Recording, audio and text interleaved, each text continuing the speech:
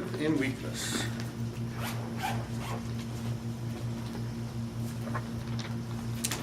Strength and weakness, chapter 12, starting in verse 2. Paul, speaking to the Corinthians, says, that's 2 Corinthians chapter 12, starting in verse 2.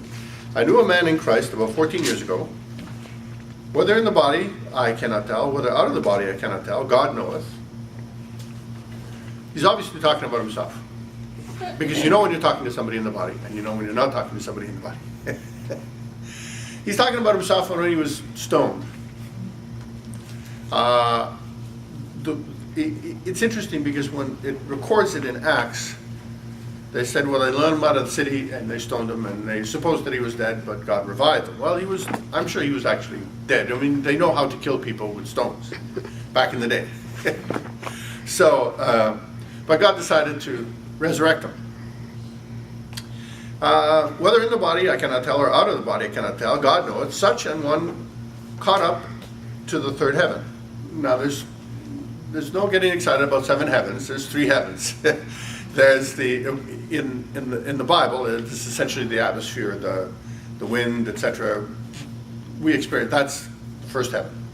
Then the second heaven they recognized was the celestial heaven, where the stars and everything else is. And then of course the third heaven is the spiritual heaven, the place where Jesus rules and reigns. So such an one was caught up into the third heaven, into the presence of God.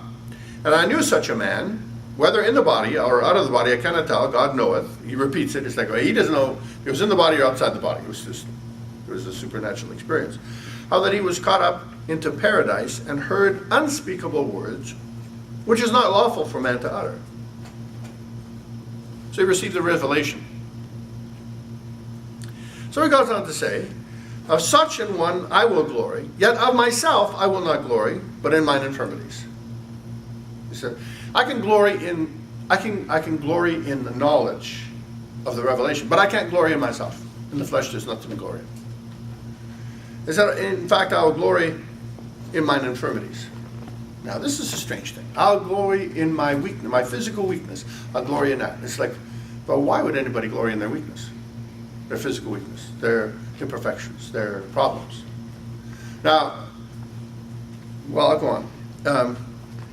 For though I would desire to glory, I shall not be a fool, for I will say the truth. But now I forbear, lest any man should think of me above that which he seeth me to be, or that he heareth of me. So I'm not trying to build myself up here to be more than what I am. It's interesting because when it was known that he had an infirmity, they seem to have a problem identifying it, but you know, when you get stoned to death, there's going to be infirmities involved because you're getting hit in the head in part with stones. And it documents in the New Testament how he had trouble with eyesight. Understandable. And so he notes in one of the epistles how he writes in big letters because he has trouble seeing. But he also refers to his speech being rude or crude. It's just not very good because, of course, he had a speech impediment. Like I said, you get hit in the head with enough stones, it's going to kind of mess up your speech. So between the two of them, he had these impediments.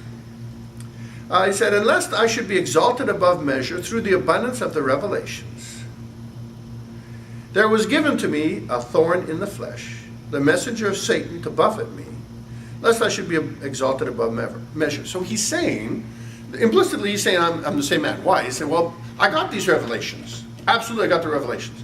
He said, but to keep me grounded, so my head doesn't get too big, lest I should be exalted above measure through the abundance of the revelations.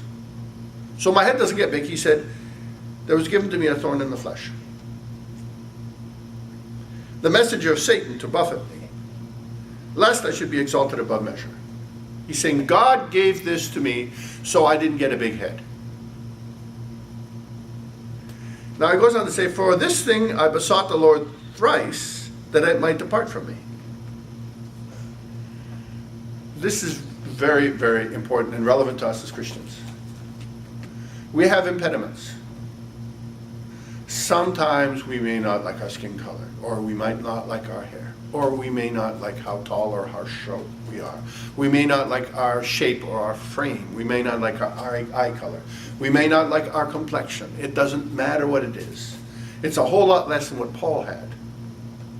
And Paul was saying, I came to understand. After I asked God 3 times, God said to me, verse 9, my grace is sufficient for thee, for my strength is made perfect in weakness. So he got this revelation. God said, yeah, but now I'm going to give you something that's going to help keep you grounded. Now imagine getting the revelation that he did, being caught up into the presence of God, getting these great revelations. How coming back from that you could say, why don't you folks just get with the program? It would be easy to say that. God gave me all of this, and you can get it too. So just get with the program. We've all seen that in Christian circles. So what's your problem? I did it. Why can't you do it? He doesn't go there. Because God gave him an infirmity to keep him grounded.